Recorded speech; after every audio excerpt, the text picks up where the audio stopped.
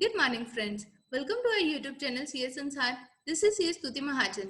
Today, I'm going to discuss GST amnesty scheme and its decoding. Let's see.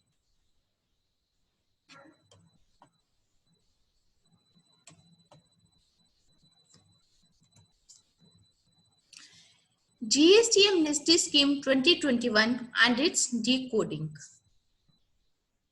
Introduction. On 20th May 2021, GST Council's 43rd meeting took place, which was long due from February 2021. So, after a gap of about 7 months, last meeting was held in October 2020. Finally, the meeting took place on 20th May 2021. And in the meeting, Finance Minister Mrs. Nirmala Sitharamanji announced about amnesty scheme. There were a lot of speculations around this scheme, and finally the scheme is out. Let's see.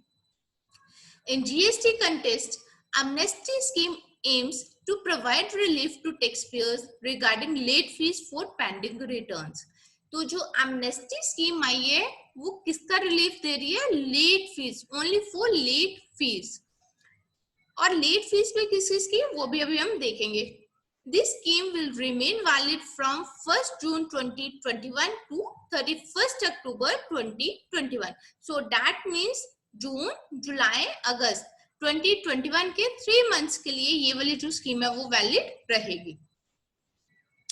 Those taxpayers who are registered under GST and has not filed their returns. कौन से return? GSTR 3B. जो tax payers हैं, GST के tax payers हैं जिन्होंने GSTR 3 भी file नहीं की हुई for the tax period from July 2017 to April 2021. जुलाई 2017 से जीएसटी आया, तो अगर जुलाई 2017 से लेके अप्रैल 2021 तक जीएसटीआर 3 भी जिसने फाइल नहीं की हुई, दे can avail the benefit of this scheme.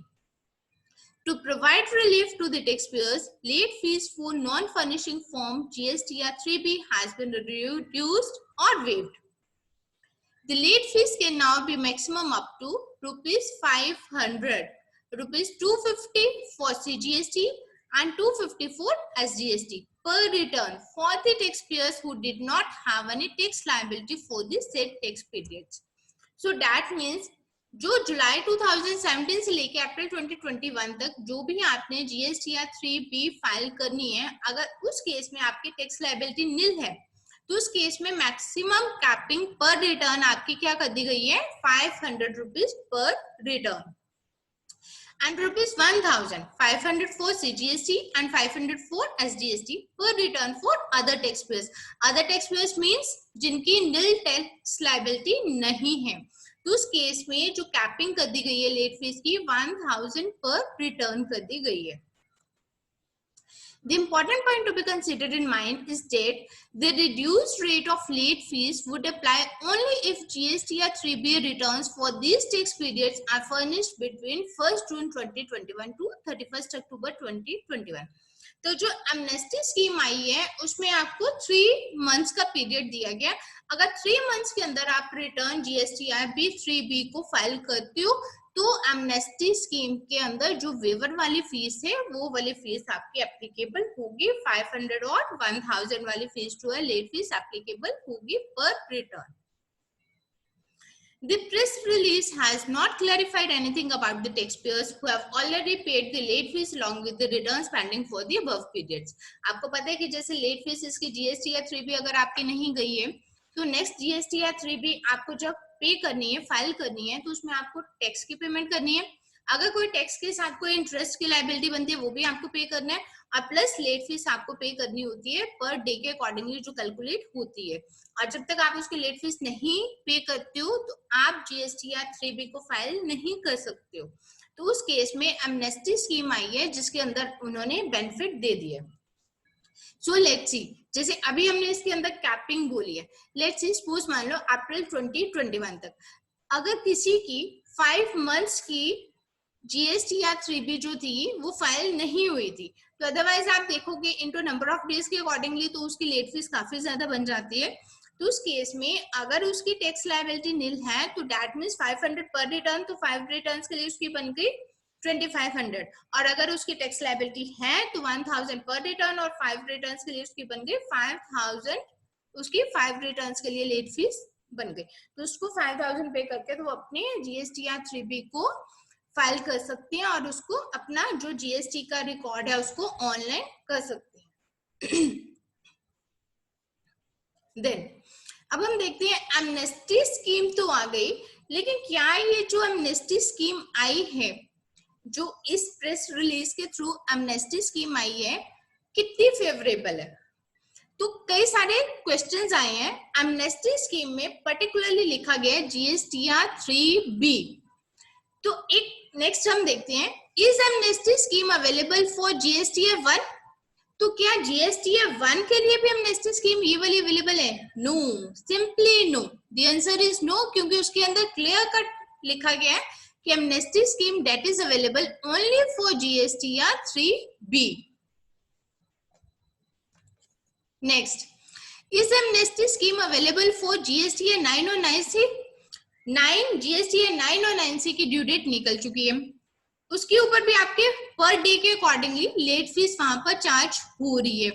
तो क्या अगर इस एमनेस्टी स्कीम के अंदर अगर आप जीएसटीआर 9 और 9C फाइल करते हो तो क्या एमनेस्टी स्कीम का बेनिफिट ले सकते हो? नो, क्योंकि एमनेस्टी स्कीम जो आई है that is available only for filing GSTR 3B।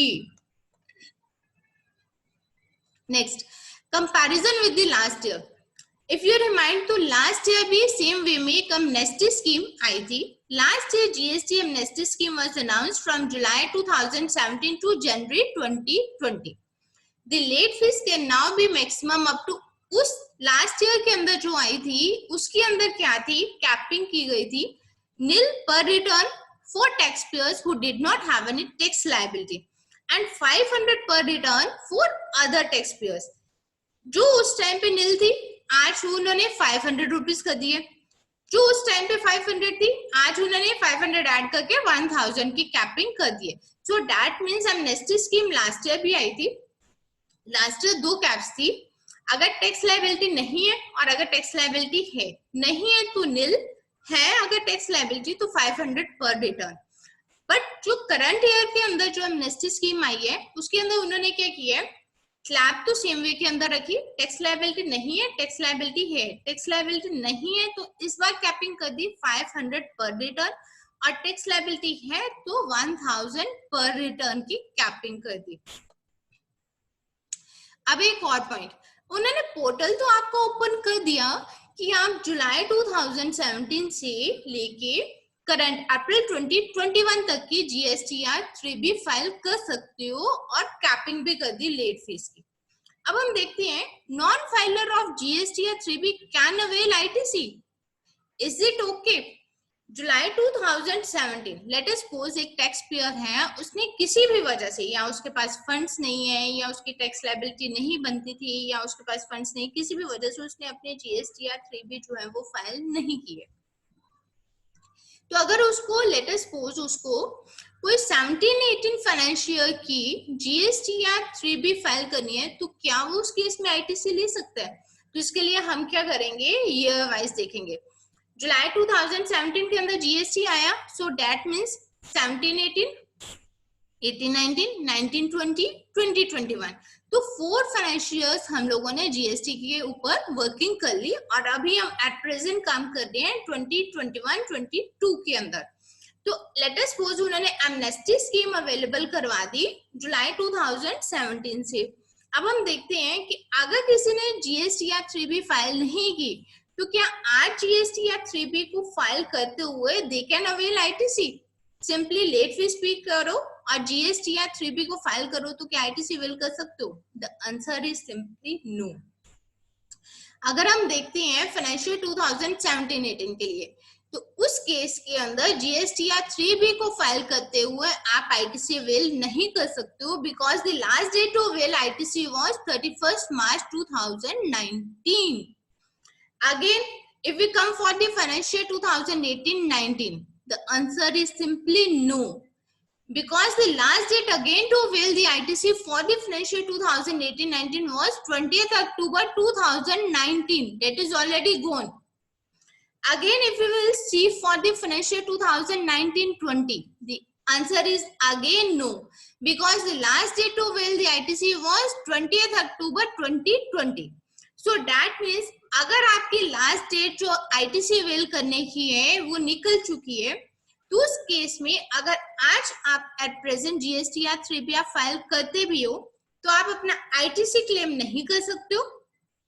आपको फुल आउटपुट लायबिलिटी GST की जो भी आपकी आउटपुट लायबिलिटी बनती है that is to be paid in cash along with interest at the rate of 18% per month. तो सबसे पहले अगर आपने आज GST या 3B फाइल करनी है, लेट अस सपोज हमें 17-18 की फाइल करनी है, सबसे पहले आप GST की लायबिलिटी जो आपकी बनी आउटपुट टैक्स वो पे करेंगे, देन उसके साथ आप उसकी इंटरेस्ट की पेमेंट करेंगे, देन उसके बाद आप उसकी लेट फीस पे करेंगे, देन आप उसको फाइल कर पाएंगे. सो दैट मीन्स अगर आप उस टाइम पर ड्यू डेट के ऊपर फाइल करते तो लेट अस सपोज हमने परचेज किया 100 का, 100 के ऊपर 18% टैक्स हम लोगों का ITC बनता था. आउटपुट वैल्यू एडिशन की 110 की हमारी आउटपुट है, तो 110 के ऊपर हमारा जो 18% का टैक्स बनता है तो हमें वो डिफरेंशियल अमाउंट की डिपॉजिट करना होता. बट आज की डेट में हमें 110 रुपीज के ऊपर जो भी 18% का टैक्स बन रहा है that is to be paid in cash along with interest at the rate of 18% per annum and late fees also is to be paid. और late fees पे करते हुए जो हमें कैपिंग दी गई है उसका हम बेनिफिट ले सकते हैं as per the amnesty scheme. Then for the financial 2020-21 the answer is yes. 2020-21 उसके लिए the last date to avail ITC will be 20th October 2021. That is yet to come. So 2020-21 financial के लिए अगर आप 3B file करते हैं और अगर आपको लेट हो गई है तो उस केस में उसका आप ITC क्लेम कर सकते हैं, लेकिन आप उसको फाइल करते हुए एमनेस्टी स्कीम के अंदर जो लेट फीस की कैपिंग है उसका बेनिफिट आप इस चीज में ले सकते हैं.